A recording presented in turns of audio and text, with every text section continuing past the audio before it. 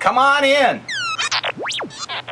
Hello from sunny Thousand Oaks, California. This is JAK and DB. We're at Jim's home today looking at his collection. Wow, what a collection this is. It's Star Wars. It's a lot of Star Wars, that's for sure. All Star Wars. Lots of different Star Wars. Let me introduce Jim here. Your collection is amazing. Thank you. Absolutely amazing. The thing that when I first walked into this room that I saw was a lot of these 12-inch Star Wars action figures. Why the 12-inch figures? It's just kind of where I started out at. I was afraid to expand into the different sizes, namely because I knew I'd get carried away. If you contain yourself just to one size, you know, you're containing yourself.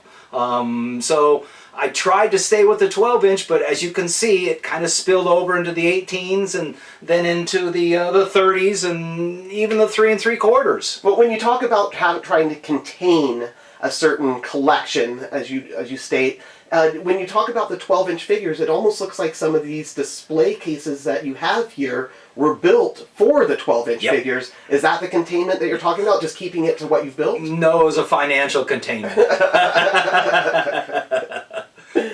So Jim, obviously it's Star Wars action figures that I'm looking at here. Why Star Wars in particular? I am from the 60s, a kid who grew up in the 60s, and at that time it was G.I. Joe. And so I've always been a G.I. Joe fan, which kind of was the 12-inch beginning right there. And I kept going and looking at all the G.I. Joe stuff, and it was neat, but kind of expensive, especially the original G.I. Joe stuff. And one day on the website kind of had a sponsored listing for Star Wars, and I saw Luke Skywalker and Han Solo, and I just kind of got sucked over to that side, call it the dark side, and next thing you know, I'm into Star Wars. Well, we can call it the light side as well. There we go. It doesn't always have to be the dark side. But you know, it is interesting to me to hear, okay, there was the 12-inch G.I. Joe, you're talking like the 1960s, early 1970s G.I. Joes, and then you got into those, and then it kind of transitioned into collecting the 12-inch Star Wars action figures. You mentioned Luke Skywalker, Han Solo, Darth Vader, but it's expanded beyond that now. It's out of control, way out of control. It went way beyond it. There's a lot of carried away stuff here.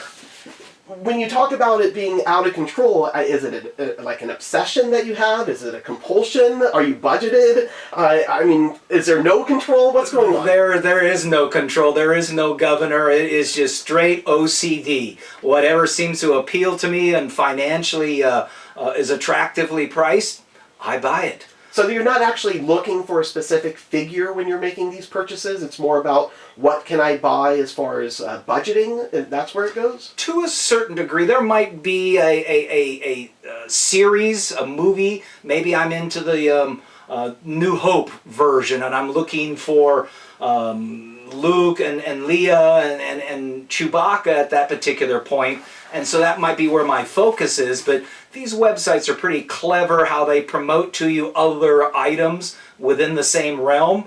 And it's like, oh, look at that color over there. Oh, look at that one. Oh, I got 5 windows open on the computer, you know? So it's not so much about a particular action figure that you're looking for. It's kind of whatever catches your eye, catches your fancy in that week, that month of the Star Wars. Yep.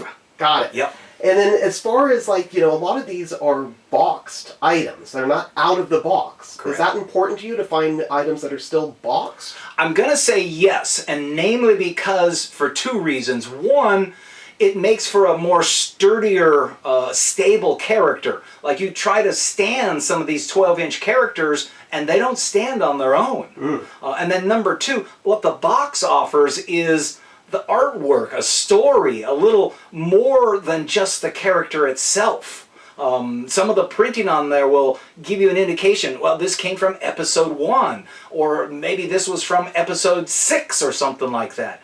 So originally it was everything was to be in boxes, and at the same time there should have been a little bit of value there. I mean, if you're going to resell, most of the time your greater value is something that's still in the box. Is there any importance of actually feeling the action figure itself? I know some of these, especially these 18-inch figures, you can feel. They're still boxed, but they're open.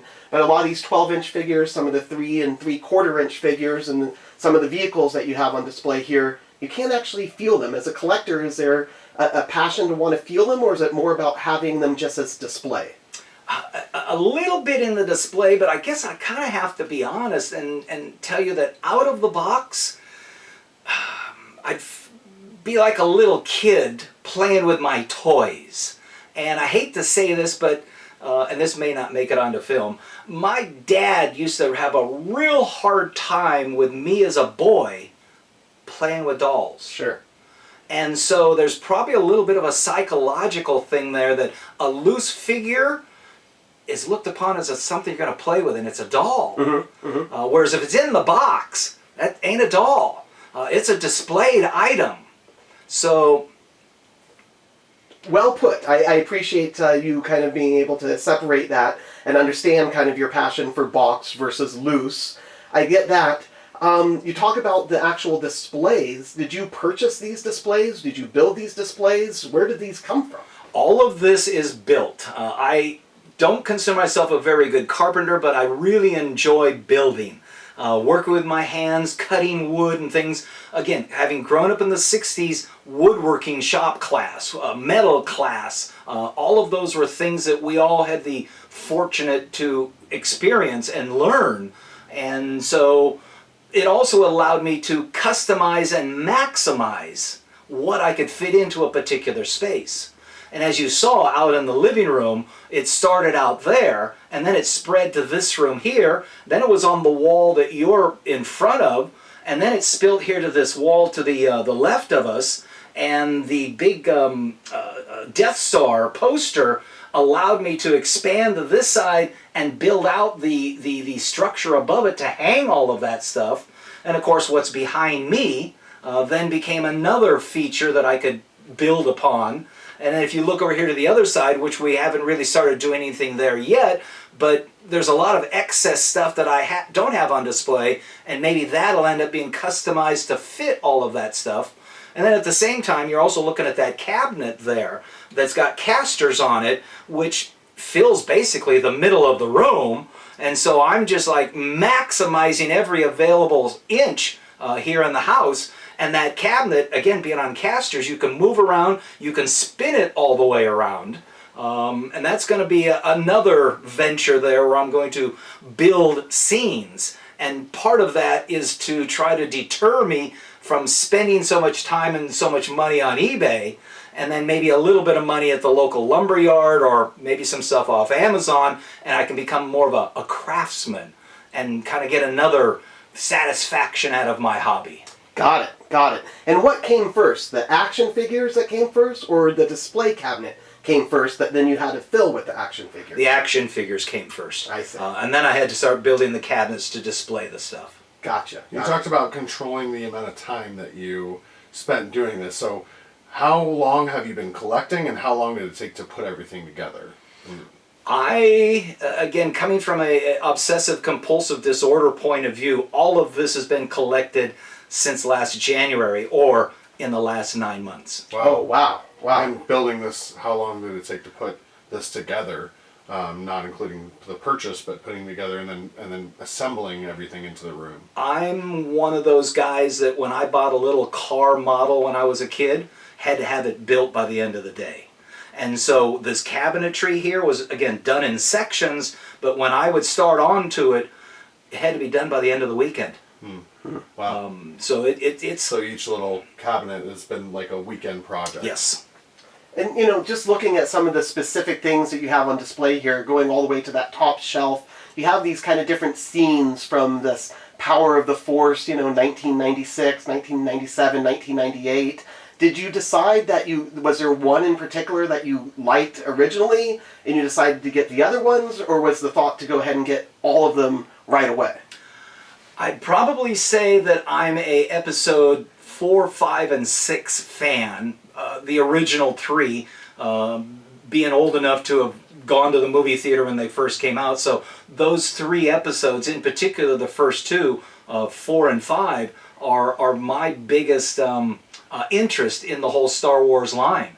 Aside from the Anakin Skywalker, as well as the Rey, what was her first name? Rey. Rey, okay, whatever her last name was. Those episodes, I just couldn't get into that much. Rogue One has become a big favorite of mine, but episodes 4, 5, and 6 is probably where the greatest emphasis with all of this stuff stems from. I am seeing it now that you mentioned it. That is more of an emphasis on episodes 4, 5, and 6. Not to say that you don't have things from episodes 1, 2, and 3, and even like, some of the Solo, a Star Wars story things as well. But yeah, I do see that these are more episode 4, 5, and 6. Any favorites from this back wall that we're looking at here that you would, if you could pinpoint one and say, my favorite character is this particular one?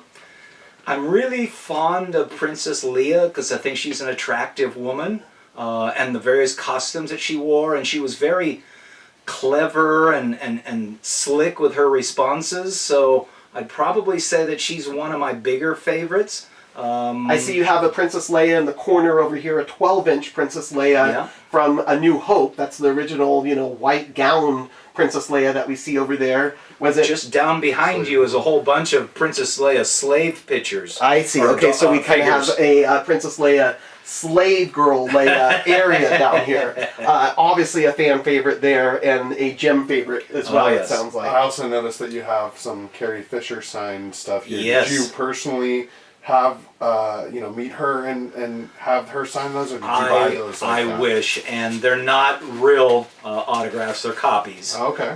They were very affordable. So screen printed. Screen printed, replica. yes. Yep. But they serve the same purpose. Mm-hmm. Sure. And what is the actual thought process behind displaying everything? When you decide to put, the two Anakins next to each other here, the two Hoth Lukes next to each other here, is there actually something in your head that you're thinking, okay, I need to display them this way, or is it just where things fit? It was a bit of a conscious effort based on the boxes. You'll notice all those episode 1s are kind of clustered together. You'll notice the Han Solo and the Luke Skywalker are all from the Hoth era there. So to a certain degree, that was really the only thing that the commonality amongst the packaging and the boxes. Got it. Fair enough. Something cool I noticed that I hadn't seen before was this Jango Fett here, where you can actually put all the body armor on separately onto the character. It's really neat that they all come in different pieces and you can assemble it together. But I like the fact that you have his sort of jumpsuit and him by himself, and then you have all this armor that you can put on and assemble. I think that's a really neat. I haven't seen something like that before. I think there's also a Luke Skywalker version that is him in a basic outfit, but it comes with a lot of accessories that you can change them out in. I remember going back to the G.I. Joes, there would be the action figure, and you could take him out of his fatigues, and there was a scuba diver, there was a deep sea diver, and there's a few other variations, so you could change the clothing on them to create your next imaginary episode. And I'm going to assume with the Jango Fett and as I mentioned the Luke Skywalker, if you were taking them out of the boxes and playing with them, that's probably one of the things you could do, the fun things to give you variation. And it's also my assumption that these toy makers assumed that people were going to take this stuff out of the box, little kids, and play with it. I don't know if they went into making this stuff with the thought of older grown-ups are going to be buying this and placing it on shelves and looking at it from a packaged point of view.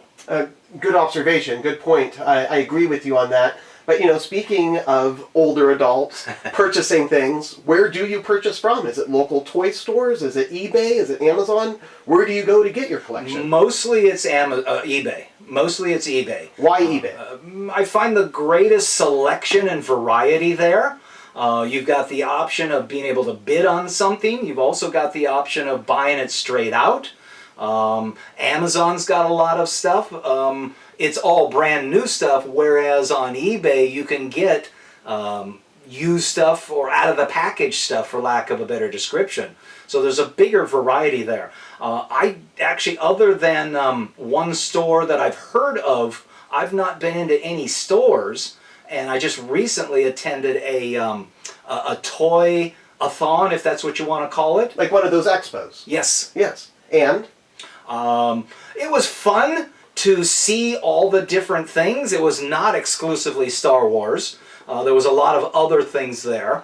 It was a gathering of many different kinds of people, but probably the motivation for me was to be hanging around like-minded people. So it was kind of fun knowing that we were all there for kind of the same kid reasons. Did you talk about your collection to some of these other collectors? I showed a few pictures to a couple of the people. I went there kind of by myself as opposed to with a few other friends, and so I was a little more reserved in that sense, but I kind of got brave enough to start talking to some of the people. Did you happen to purchase anything of that expo, and or did you get any ideas for expanding your collection or showing or displaying something in a different way? There was one item that I did look at with some interest. I think it's called a bee fighter. It's kind of that lopsided fighter thing with a big thing on one side and a wing. A B-wing. B-wing, okay, Sure. there it is. Yes. They wanted $125 for it, and I had the cash in my pocket, but it wasn't burning a hole. And who knows, I figured I could probably maybe find it less expensive on eBay or something. Now, was this a loose B-wing or No, still it was in the box? It was B-wing? in the box. Wow. Yeah. Okay. Yeah. But decided not to make that purchase. Why? Well, again, a financial was part of it, but as you can see, all the fighters and such I have here are all hanging. Right. If you buy something in the box, and that Sandcrawler's not in here, but all this stuff that arrives in boxes, I can't take out of the box. You as a collector aren't going to take it out of the Correct. box. I see. My next question actually was going to be about these particular vehicles that you have on display. Are you saying that you bought all of these loose? None of these came in their box? That is correct. That is correct. And this Millennium Falcon back here was missing a number of pieces, of which, again, on eBay you can find a lot of people who are offering parts, or even a lot of people who 3D print parts. But I think I paid about $150 for it. Bought it from a girl who I think was what I call a garage sale flipper. In other words, she bought a bunch of items but didn't know anything about them. And I asked questions and she confirmed it was missing pieces. She didn't tell me how many pieces it was missing. And so I probably spent $150 on the Millennium Falcon and another $150 on parts. Wow. So there's at least $300 involved in it now. Is it important for you to have the original parts versus the replica pieces, the 3D printed? So it's just a matter of display. Correct. So as long as it looks good, Yep. it doesn't matter if it's replica. Yep. So it's not a matter of resell for you. It's more of a matter of display. I haven't gotten to the point of, I think, what they refer to as the graded levels. For me, it's acquiring the items. How much can I amass at one particular point? You can notice like the Starliner, what's this called here? The Imperial, shuttle. Imperial shuttle. It's missing a few pieces. Granted, down there on the floor are the 3D printed parts that'll go on it. I just haven't gotten to the point of doing the intricacies. Just an incredible collection here, Jim. I'm overwhelmed with what you have here. But I'm seeing things on pegs, I'm seeing things on shelves, I'm seeing things suspended. What's the thought behind the different ways to display your items? It was all a means of how to display everything that I bought. Some of the stuff required a frame to support it. Some of the stuff had to have a peg to hold it. And of course, some of the stuff had to be suspended from things. Talk to me a little bit about your suspending things in this collection. How did you go about actually getting things suspended in the air like this? It was a bit of a process of figuring it out. The light bars that you see at the top ended up not only holding the various lights to illuminate the various items, but they also serve as the means of suspending stuff. Because what I was trying to avoid was going into the ceiling. Someday I'll resell this house, and I don't want to have to come back in and putty up and spackle a bunch of holes in the ceiling. So I was really trying to avoid going up there.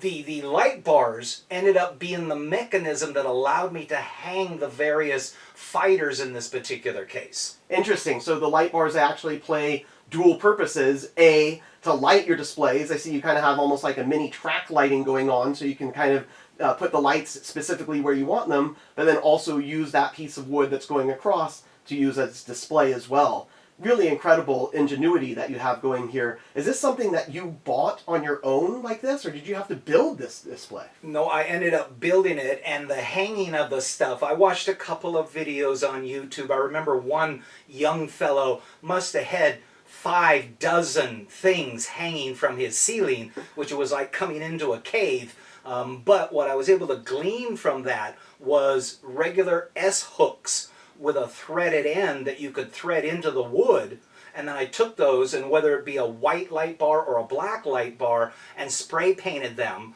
that black or white, and then as I screwed them into the light bar, the hook kind of disappears. Interesting. It was then that I used fishing line, 12-pound fishing line, and I created a loop, in a sense, that I could loop around the front of the fighter, and another piece came around and looped around the back end, so you kind of had a saddle effect. And then at that point it was a matter of defining where the knots at the top were as you tried to tweak or angle the fighter, coming in at an angle or going up or coming down or something. You can see that the Millennium Falcon back here is at kind of an interesting little angle, because what it does is it displays the top end of it. Granted, the bottom of it has the landing gear and such, but it wasn't as attractive as the top.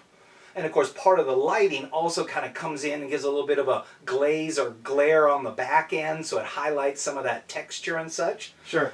So it was a lot of things that came together that allowed me to display the hung items most appropriately. That's so interesting that the way you described it, it's almost like you made puppets out of your vehicles, having a couple lines on the back, a couple lines on the front, and then you can manipulate the different angles, both left and right, the x-axis and the y-axis if you need to. Exactly, exactly.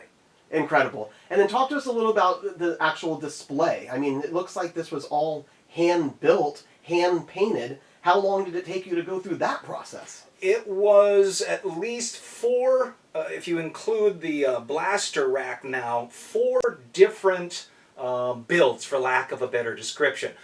Behind you was the original kind of an L shape. There's the lower 12-inch wide shelf section, and then that has a 3-tiered 4x4 or 4-inch wide section to hold the smaller or narrower figures. Mm-hmm. Over here to the left is this extension that comes out, and so there was this L shape that was the original intent to not only, again, hold the bigger boxes at the bottom, but all those narrow boxes on the side. That left this nice extended shelf here, which there was a window behind here. And I didn't at the time want to block the window. I see. The second attempt was what's behind me. And that started out with the poster on the wall, and then the display was kind of built around it to enhance the poster. And in my vision, having started collecting some of those carded figures, I needed to do the pegged version, or that allowed me to do the pegged version, which once again, you have multiple items stacked on the same peg, so you can't see all of them, but the intent was you could walk up and take one off and look at the one behind there. But at the moment, with all these fighters and such, it becomes a little more challenging. The lower half of what's behind me is not completed, and you can see it's a cloth cabinet. There's actually a dresser underneath there. Mm-hmm. And someday I'll expand down there, but for now, I don't have another place to move the dresser. And so it's kind of hidden in here underneath that black blanket. And so that became one side, the second side with a window, and then behind me. And I kept looking at this big window space here, and I kept thinking, gosh, something's missing in here. And in the story of Star Wars, the thing that was missing was the Death Star. Mm-hmm.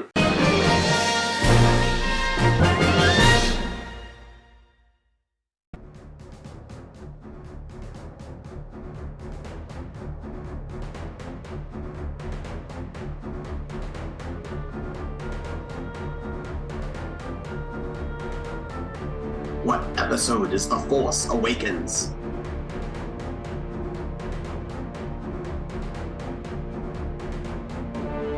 7. Did you get the correct answer? Either way, we hope you enjoyed testing your knowledge of all things Star Wars and had fun along the way. It's bull. You're not listening. I'm making plenty of sales, but I'm losing way too much in seller fees. So happy to hear you are making sales. Thank you for sharing. But the fees hurt sellers and buyers. Hey man, I've got a solution for your seller fees. So all of the people I'm buying from have to jack up their Collector prices. Alliance? And then Yeah, I it's a jack brand up new mine. marketplace where you can sell as much as you How is want, that keep the fair? full selling price, offer a stupidly low subscription. To more about Dude, this is gonna change everything. The problem isn't the seller fees, but the way you view them. They are an industry standard and should be accepted as part of the norm. There is no platform which doesn't charge seller fees.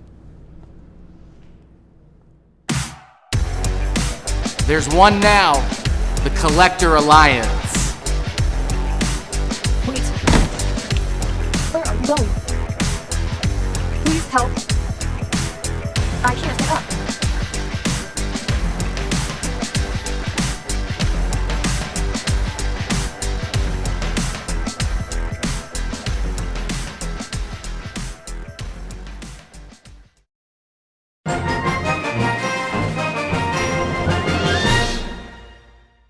Not only is the Death Star large, but you really can't find, other than a beach ball version of a Death Star online, you can't find a large Death Star. No. And then I came across this poster. Mm.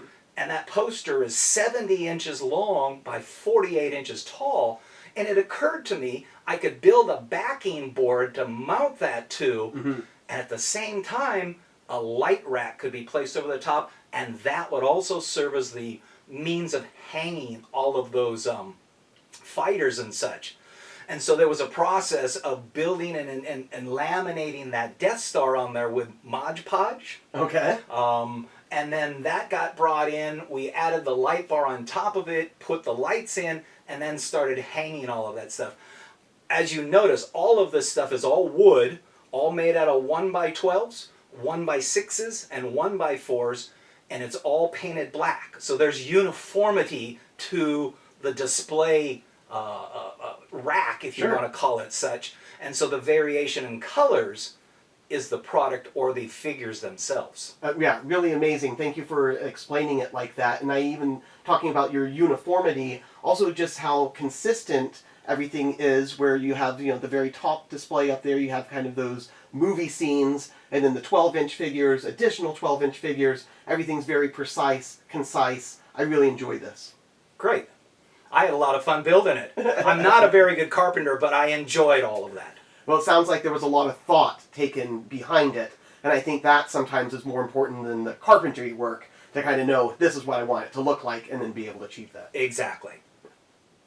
All right, Jim, I noticed for lighting, you've got these track lights up here, as Jack mentioned, but I also noticed you also have something going on underneath all these shelves as well to light up each of these areas where you have these 12-inch figures and these speeder bikes and all these different larger figures as well. Can you tell us about the different types of lighting in here? Yeah, basically it's two different types of lights, all LED type lights. The ones above are little LED spotlights, something like you might have to hang over your picture on the wall or something like that. They came off Amazon, and it's an 8-pack if I recall right. They're all low voltage stuff, and so they're drilled into the light bars, and they're not focusable, but they're all tweakable or aimable, so you can swivel them around to either illuminate an entire wall or to cast light on a particular item that you might want to enhance or something. The second part is what I will call puck lights, like a hockey puck. They're flat little lights, also LEDs, and they're mounted on the underside of these wider shelves, and what they do is help illuminate those larger boxes down there. LED lights typically come in a yellowy white 4300K and a blue white or cool white, which is about a 65K bulb.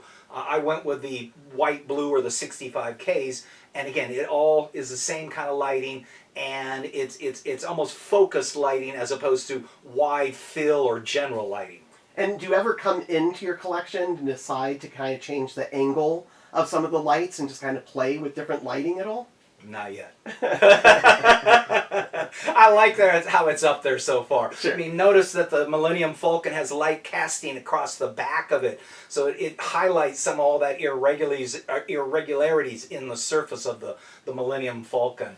So there was a lot of thought that went into how it came in and what the angle was and such, or what it was trying to illuminate. Sure. What I'm looking at, at least from my vantage point, is it almost looks like every vehicle that is suspended has a light pointing at it, has a light hitting it. Yep, just about.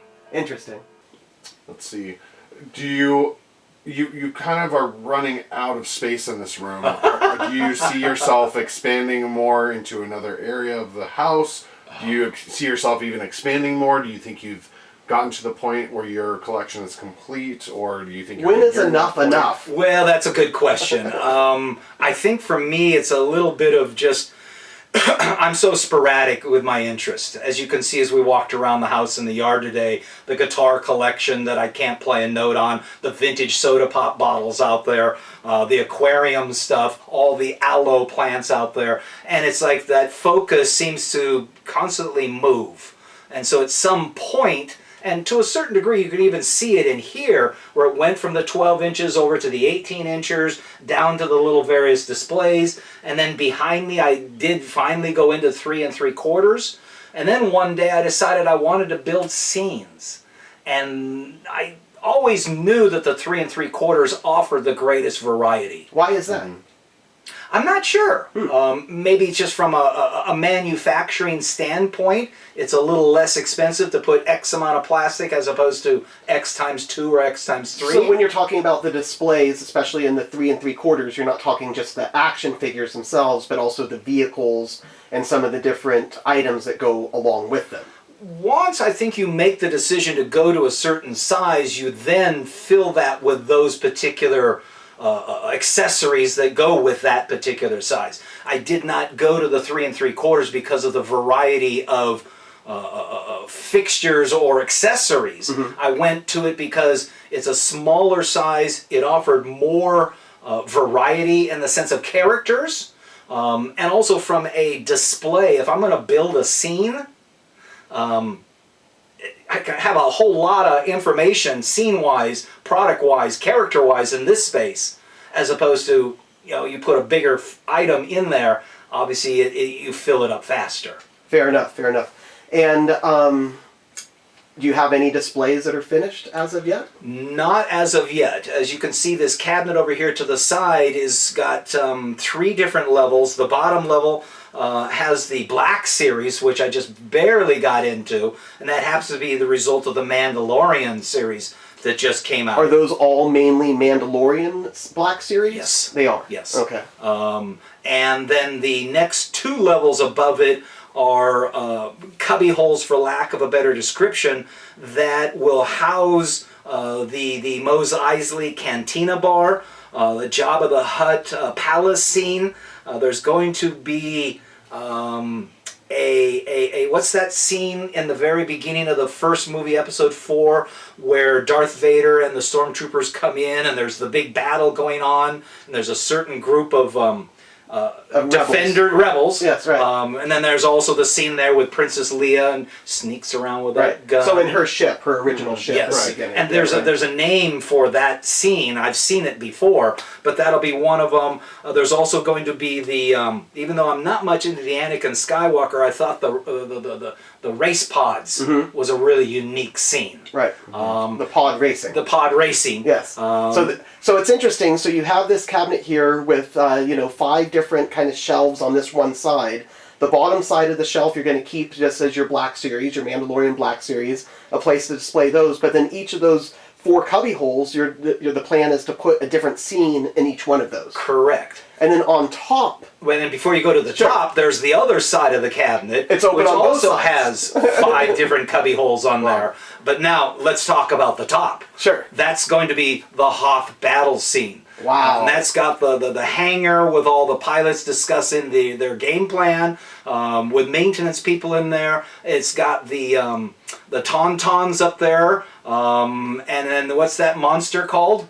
The Wampa. Wampa in there. And then as you come down off the top of that mountain, there'll be the actual battlefield with the laser cannons and such, and there'll be a trench there with all the rebel soldiers down inside there. And of course at the far end are all the AT-ATs and AT-STs, I think they call them, Correct. with the snow troopers encroaching in there. Interesting. So it'll be the whole battle scene, 30 inches wide, 60 inches long.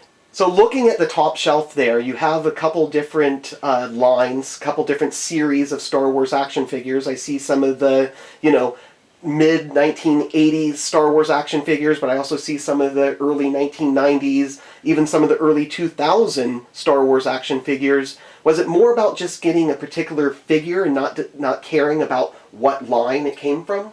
Yes. Yeah. It was character driven, not age or vintageness or vintagey, if whatever word you want to use for that. It was the characters that I found to fill the positions that I envisioned were involved in those particular scenes. Do you have a particular favorite series or line or size? I mean, you have a very, very broad. You have a very broad. It's all over the place. Yeah. So but is there one that you are, like better? Like personally, like I like the Black Series stuff. Not necessarily the size, but I like the display of those. I like the line in particular. Those are probably my favorite line. Do you have a particular line that you like, or a particular series, or maybe a specific movie or character that you like the most? Again, Princess Leia is probably the one I like the most, but I think a big part of the influence is recently I got Disney Plus. And so now I can watch all of these older series I've been watching. I watched 3, 4, 5, and 6, which that inspired probably the Hoth battle scene and all these other 3 3/4 in here. I watched the Rogue series a while back, and so back here are some Rogue series. One of them we haven't talked about was the young Han Solo or Solo. I really enjoyed that whole thing. Yes. And so there's a few carded ones back there as well. And of course now with Andor coming out, I take that back, with Obi-Wan Kenobi and then the Boba Fett series that came out, that kind of influenced me. So I'm Mandalorian, easily, obviously, as well. and Mandalorian, I'm easily influenced by a lot of different things, and it's very at the moment. And that focus can change quite easily too. Definitely. Fair enough. Interesting. And who's going to see when this shelf is finished? Is it for you? Is it to show it off? Who's this collection most for? Well, being a single bachelor, there's not a whole lot of people who come over here. So really, it's you two are probably, I can count the number of people on one hand that have actually seen this collection so far. So a lot of it's just for my own personal pleasure.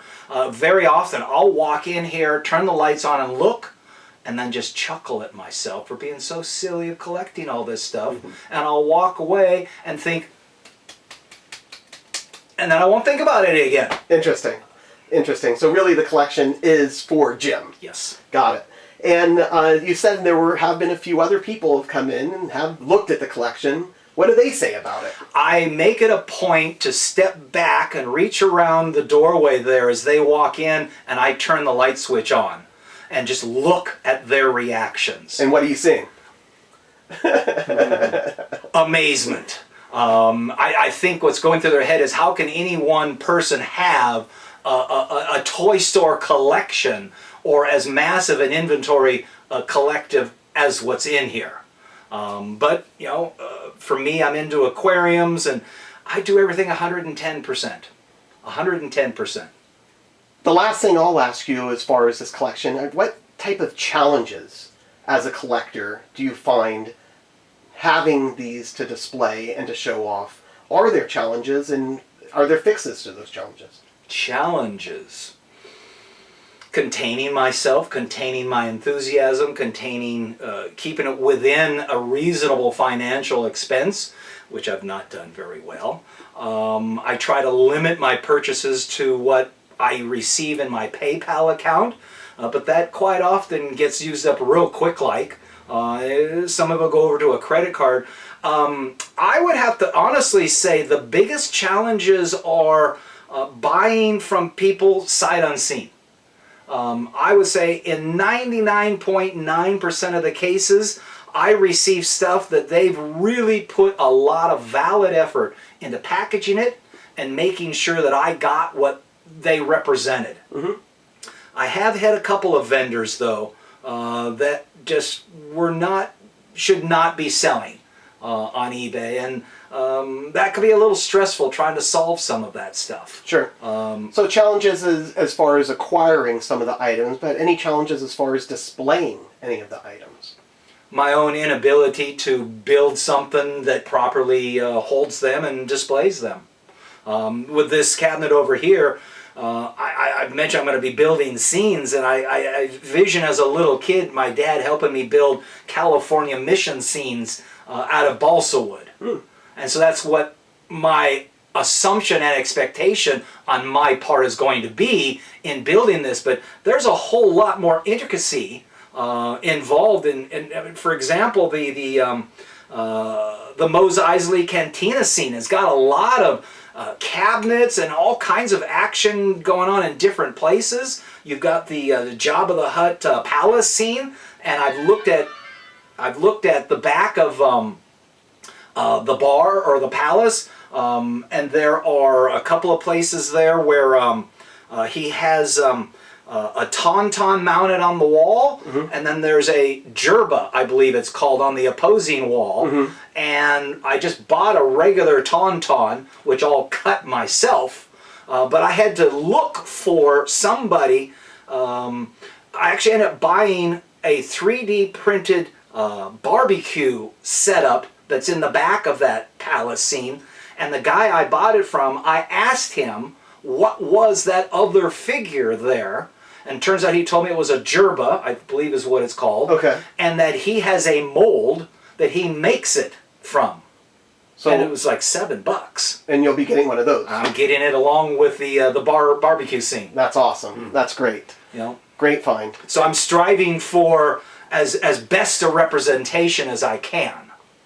So you talked about some things that you don't have that you want or you're going to get. Is there a dream piece to your collection, or maybe a few pieces that you don't have already that you want to acquire at some point? Probably the one that comes to mind the most was the Naboo Starliner, the big chrome one. Yeah. Really like that ship. But the issues with that are its price, and I'm certainly willing to spend the money. And as I mentioned, eBay is where I'll go to, usually ends up for bid. And with bidding on eBay, you have to decide what is the maximum you're willing to spend. And so you wait until the very end, and you pop your number in there and hope that what you're willing to spend is more or less than what the next guy is. And I've lost 2 bids now where I put in big numbers, and somebody had a bigger number in there. But the other issue with that Starliner is it's 36 inches. I mean, you can see I'm already crowded in here with everything. Where am I going to hang a 36-inch model? I mean, where the two of you are standing is probably where it would go, right above you. Yeah. And maybe over here in this new section that we cleared out the other day, that we'll build out something, it could go there. But I think my motivation for over there is to build it in a way that I can take stuff that's not in this room at all and put it in there so that it has a home. You know, I'm looking behind you and I'm seeing some of the 3 3/4 inch Star Wars action figures on the pegs. Yes. Is there any thought or organization to what you put on the back of the peg and what's on the front of the peg? Yeah, there is a little bit of thought. It was the more important, the star of the particular character of that particular movie or episode. There's the Solo series back there. There's some Rogue One stuff back there. There's the Clone Wars back here. I think one of my fun ones here is the George Lucas Stormtrooper. The 6-inch. Yes. Yes. And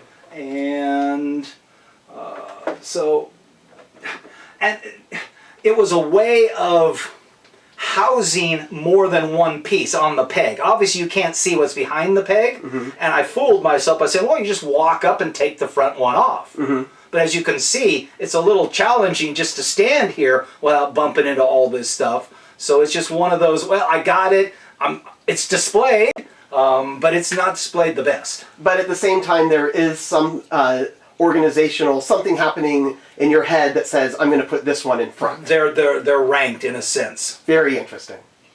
I noticed a really cool piece you have there. It's a Dave Prowse signed Star Wars Celebration Darth Vader. Now, how did you acquire that? That's probably a Star Wars Celebration limited edition item. Did you go to Star Wars Celebration and get that? No, I've not had the opportunity to go to one of those big shows yet.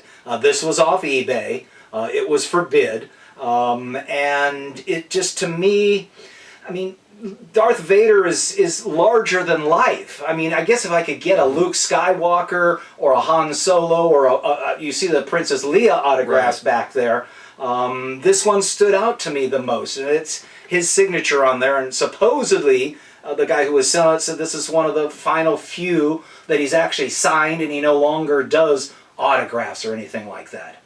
And so it brings a little piece of, what's the guy who did the acting? David Prowse? David Prowse. The signature on here. Into it. And it's an autograph thing, so it's special. Definitely. Yeah. Yeah, very special. This has just been an incredible look, and not just the collector Jim, but his collection as well. Really incredible to see all of this and to kind of be in the middle, immersed in all this. It just feels so Star Wars. I do appreciate that. Definitely. Is there a favorite? If you had to pinpoint one thing, I know you've talked about Princess Leia being one of your favorite characters. I get that. The David Prowse autograph celebration, another very fine piece. But if there's one item that you would have to say, this is my one favorite item, which is that one favorite item? If you have to expand it to 3 favorite items, I'm okay with that too.